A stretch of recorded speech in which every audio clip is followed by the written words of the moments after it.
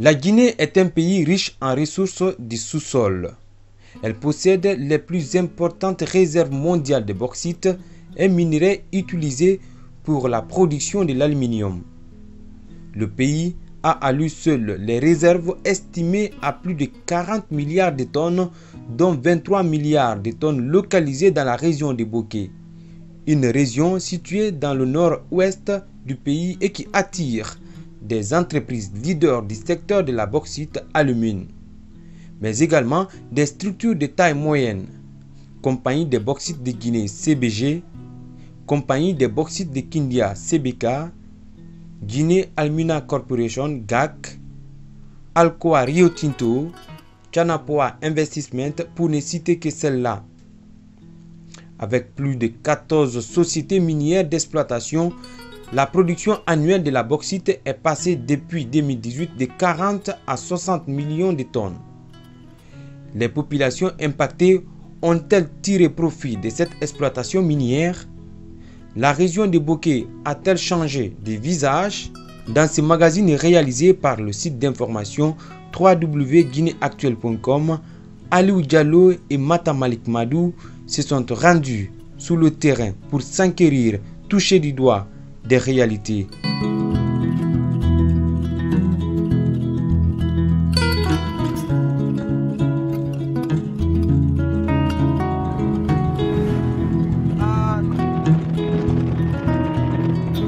Après plusieurs kilomètres de parcours,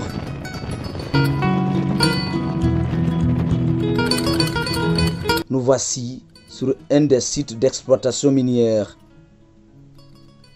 Cette carrière appartient à Alliance Mining Responsable, AMR, dont l'exploitation a été donnée à Top Mining. Après avoir vidé la zone de sa richesse, qui est la bauxite, l'endroit est désertique.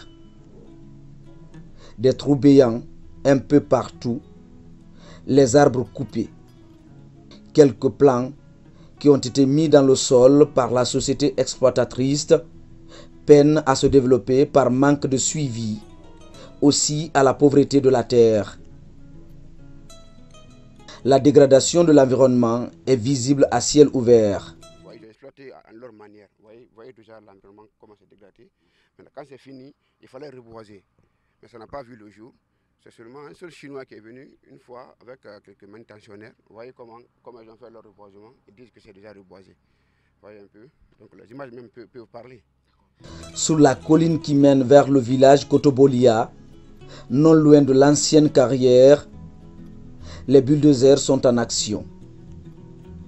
Ici aussi, ce sont les mêmes réalités qu'on y trouve. Le décapage des terres, la disparition de la forêt ne sont plus à imaginer, mais à vivre. En cette saison pluvieuse, c'est la boue qui prend place dans le quotidien des habitants. Et si c'était la saison sèche, c'est la poussière. Nous sommes maintenant en plein cœur du village de Kotobolia, une localité de près de 300 habitants. Là, c'est le périple qui commence.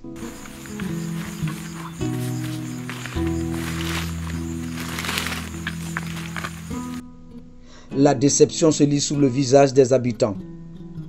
À quelques microns de ces habitations, nous entendons le ronronnement des machines pelleteuses, des concasseurs.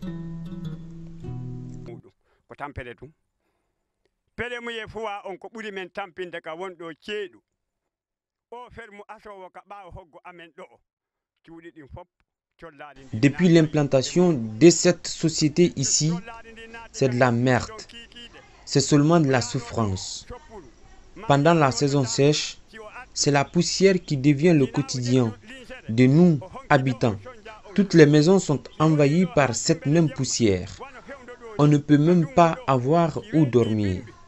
Nous nous sommes tellement plaints, mais en vain. La souffrance qui est là, on n'en parle même pas.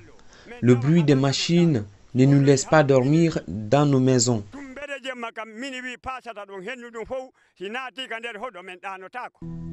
Au-delà de ces bruits, ces habitants subissent d'autres impacts. Ils se plaignent également des dégâts que cela cause sur leur quotidien. Leurs animaux, leurs habitations de fortune et même leurs terres réservées pour l'agriculture ne sont pas épargnés par ces sociétés minières. Depuis qu'ils ont venu ici, d'abord, premièrement, notre mouton, on a perdu nos moutons, nos ovins, les bovins, etc., etc. Donc depuis qu'ils ont venu ici, vous avez vu la distance de là-bas ici, ça n'atteint même pas 20 mètres.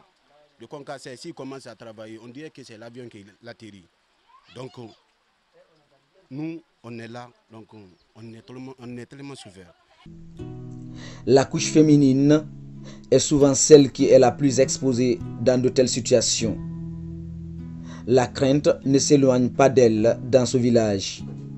Les difficultés liées à cette exploitation minière dans leur localité sont énormes, à en croire Mariam Dalandasso. Notre parcours ne se limite pas là.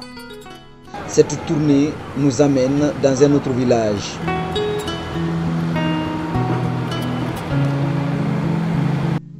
Ici, c'est Kandumba. S'il y a un mot qui revient avec insistance dans la bouche des habitants, c'est bien la souffrance. Depuis l'implantation de ces nombreuses sociétés minières, ces villageois disent être victimes de nombreux dégâts. Le changement des habitudes, l'expropriation des terres sont entre autres des réalités qu'ils dénoncent. Ici, vivent principalement deux communautés différentes, les Landouma et les Peuls. Prenant leur mal en patience, elles se côtoient dans l'harmonie, témoigne l'imam Kamara. Nous, les habitants de Kandumba, nous sommes là depuis le vivant de nos parents, les deux communautés Peul et Landouma. Nos parents ont toujours préservé la paix, cette entente. Nous aussi, c'est ce que nous préservons. Pour preuve, on n'a qu'une seule mosquée. C'est là où nous prions tous. La seule chose qui nous fatigue, c'est l'arrivée des sociétés minières. Ils ont exproprié toutes nos terres et nos plantations. Les indemnisations qu'ils ont données sont insignifiantes. Comment faire? Nos difficultés sont nombreuses. Le bruit des bulldozers la nuit nous fatigue et nous ne dormons pas. Pendant la saison sèche, c'est la poussière qui nous envahit. Mais nous ne pouvons pas revendiquer. Le chef de secteur de ce village de plus de 500 habitants reconnaît les efforts fournis par les exploitants miniers. Il est parvenu à se construire des maisons neuves dans l'argent qu'il a reçu de la part des géants miniers en guise de dédommagement pour avoir exproprié ces terres. Cependant, il ne cache pas sa crainte.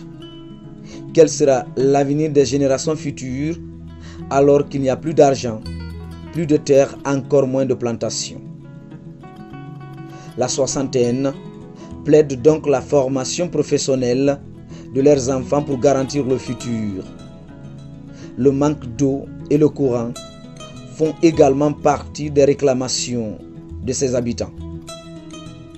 Le seul forage construit pour tout le district est en panne. Depuis leur arrivée chez nous, ils nous ont expliqué ce qu'ils veulent. Après, nous leur avons fait part de nos préoccupations. Mais ce que je peux dire, là où on travaillait pour gagner de quoi vivre, ils ont tout pris. Même si on a été indemnisé, mais ça ne suffit pas. Cependant, la future génération pourrait être dans les problèmes dans les années à venir. Ils devraient penser à former nos enfants pour au moins garantir leur futur. Partout où on cultivait, tout est occupé. Nous n'avons pas d'eau et ni de courant.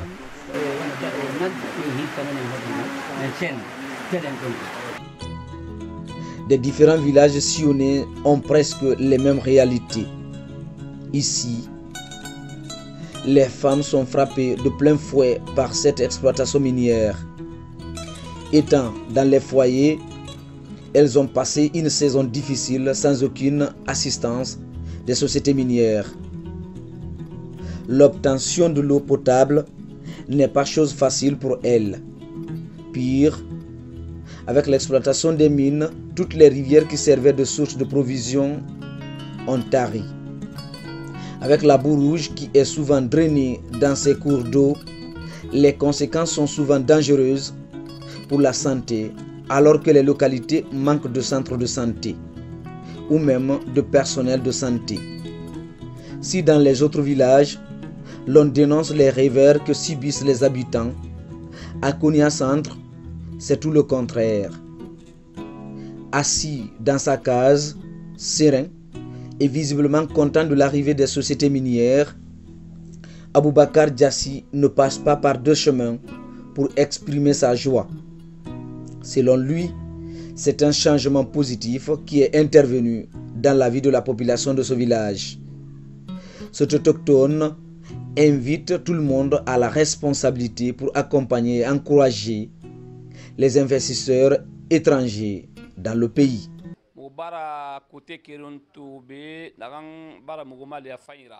C'est l'arrivée des sociétés minières qui nous a aidés à avoir une mosquée ici. Et après quelque temps, on nous envoie le riz. Les jeunes ont aussi été embauchés. Avant et maintenant, ce n'est pas la même chose. Chez nous ici, il y a moins de dégâts. Nous, la prière qu'on peut faire, c'est pour la continuité de ces activités minières. Si avant, il fallait travailler dans les champs pour avoir à manger, cependant aujourd'hui, c'est le contraire. Nous sommes contents de l'arrivée de ces sociétés.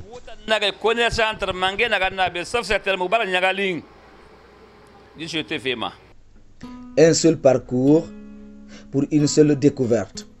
L'impact de l'exploitation minière sur l'environnement, sur la vie de la population. De l'impact, il y en a. Pour montrer les réalités, nous avons voulu poursuivre l'histoire. Ici, nous sommes sur la grande route qui mène vers les différentes carrières minières et nous partons à la recherche des informations auprès de ces différentes communautés, auprès de ces différents villageois qui sont là, qui sont impactés fortement par ces activités minières. Et comme vous voyez, ces camions qui circulent transportent déjà ces tonnes de bauxite qui sont décapées un peu partout dans ces différentes carrières. C'est une enquête exclusive de guinéactuelle.com qui a pour ambition d'aller à la rencontre de ces citoyens au plus profond du pays. Notre démarche nous mène au port minier de Katouguma. Ici, l'on voit des camions chargés de tonnes de bauxite. Ils défilent à longueur de journée. À la rentrée de ce port, l'accès ne nous est pas permis. Nous nous sommes heurtés aux niettes de la sécurité. Là, la consigne est claire. Aucun corps étranger n'est admis sans autorisation préalable. Nous avons engagé des négociations, mais en vain. Le périple continue, les contacts se multiplient, la découverte s'intensifie. À Batafon, une autre localité située à 5 km du centre-ville de Boké, les habitants sont partagés entre amertume et inquiétude. À Madina Kebeya, par exemple, un village de la même contrée, les souvenirs ne sont pas bons. Le seul fleuve qui existe subit des conséquences de l'exploitation minière. À Madina Kebeya, nous avons assez de difficultés.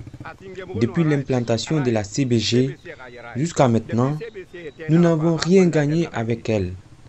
Les habitants de ce village sont très nombreux et en cette période de grande pluie, on ne peut même pas traverser ce fleuve. Nous avons des centaines d'élèves dans ce village, tous obligés d'emprunter la contournante pour aller à Boké pendant que nous sommes à 2 km de Tamakene. Nous avons mené plusieurs démarches, mais pour l'instant, rien n'est fait. Nous n'avons pas d'eau. Pendant la saison sèche, vous verrez plus de 40 personnes alignées en file indienne autour d'un seul forage. Malgré la saison des pluies, la quantité d'eau dans ce fleuve n'est pas au rendez-vous. Avec le besoin d'un pont, la population est obligée de regagner leur localité en traversant ce fleuve à pied ou à moto. On a peur, mais comme on n'a pas d'autres moyens, on a peur, comme on n'a pas d'autres moyens. Parce qu'il y avait une route aussi par là, mais c'est trop distance, Selon nos informations, au moins 14 sociétés minières sont implantées dans la zone minière de Boké. La gouvernance minière dans la commune urbaine de Boké est un autre aspect qu'il ne faut pas perdre de vue. La relation entre les élus locaux dans cette ville et les géants miniers ne serait pas au beau fixe. Aucun signe de développement n'est visible dans la ville. Aujourd'hui, toutes nos zones sont décapées, dénudées, et il n'y a pas de reboisement à cet effet. Et de l'autre côté, aujourd'hui, vous avez vu l'impact des sociétés, vous avez vu l'état de nos routes. Aujourd'hui, toutes nos routes sont défoncées. Aujourd'hui, la misère ne fait que s'accumuler. On pense qu'aujourd'hui, que les mines à Boké, que c'est vraiment c'est un fléau, c'est une condamnation de Dieu. Vraiment. Sinon, aujourd'hui, Boké ne mérite pas cet état de fait. Malheureusement, aujourd'hui, les mines sont en train de se développer sans qu'il n'y ait d'impact sur la vie de nos populations. Regardez le cas de Kamsa, de Koualaboui, de Sangarégui, les plus grandes agglomérations. Vous ne trouvez ni route bitumée, vous ne trouvez ni eau, absolument rien, ce qui est fait pour nos populations. Alors qu'aujourd'hui, près de 80% des revenus des mines, aujourd'hui, viennent de cette zone. Comme l'on dit souvent, difficile d'être le gardien de l'enfer et se plaindre de froid. Mais les habitants de la ville de Boké sont tout proches de cette épreuve. L'état des routes de la commune urbaine laisse à désirer. Des trous béants ça et là. La circulation est difficile. L'on a l'impression d'être en rage campagne. Il n'y en a que deux fonds qui viennent au niveau de la commune. Un d'abord, c'est les fonds de l'ANAFIC. L'ANAFIC, l'année dernière, ils nous ont payé un montant de 2 milliards et quelques. Et cette année, c'est tombé à moins de 500 millions. Donc, c'est eux qui vont monter les projets, on soumet à l'ANAFIC les exécute. Il y a un second volet qu'on appelle réellement le FODEL, le Fonds de développement local. Là, c'est le 0,5% de toutes les sociétés qui travaillent à Boké. C'est un montant de 41 milliards. Donc, Boké, la commune urbaine a reçu que 8 milliards. Le quotidien des Kakandeka ne reflète pas les réalités de la ville. Entre 2017 et 2018, de nombreux mouvements de revendication ont secoué la ville. L'amélioration des conditions de vie de la population, notamment la fourniture d'eau, de courant et une meilleure éducation. Des revendications qui n'ont toujours pas abouti dénoncent cette activité. À date, je vous dirais qu'il n'y a pas de commission de réflexion ni de suivi de ces points de revendication de Boké. Et ce qui cause aujourd'hui d'énormes préjudices au niveau de Boké, c'est qu'on ne parle pas maintenant que de la commune urbaine de Boké. Il y a un constat global. Et moi, j'ai fait le tour, par exemple, de la collectivité de Malapouya. Je suis parti du côté de Damis, je suis parti à Kanfarandé, je suis parti à Bintimodia. Et comme ça, Sangaredi, ça c'est le quotidien des déplacements que j'effectue à longueur de semaine. Mais le constat qui se dégage aujourd'hui, sans visiter pour l'instant, sans saler, c'est que Boké est malade. Boké, l'appellation de zone économique spéciale, je me dis par endroit que c'est pour mettre des poudres aux yeux des Bokékas. Quand vous fréquentez ces localités, qu'est-ce que vous retrouvez dans les yeux ou dans le sentiment de ces populations qui y vivent? La désolation, le bruit de l'État.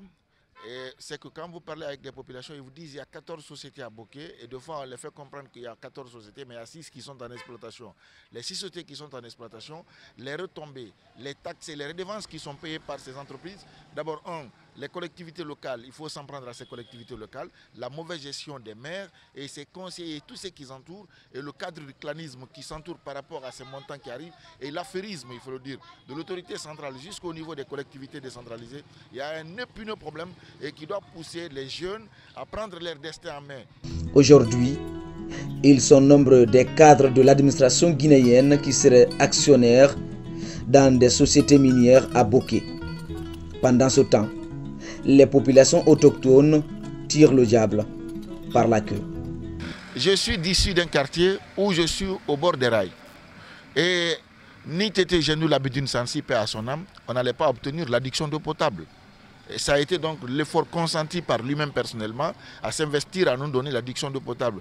Et Dieu merci qu'en 2012, lors des festivités du 54e anniversaire, le seul projet qui a touché par exemple, malgré l'impact que les bruits sonores apportent au niveau de ce quartier, c'est de faire donc l'accroissement de l'adduction d'eau potable.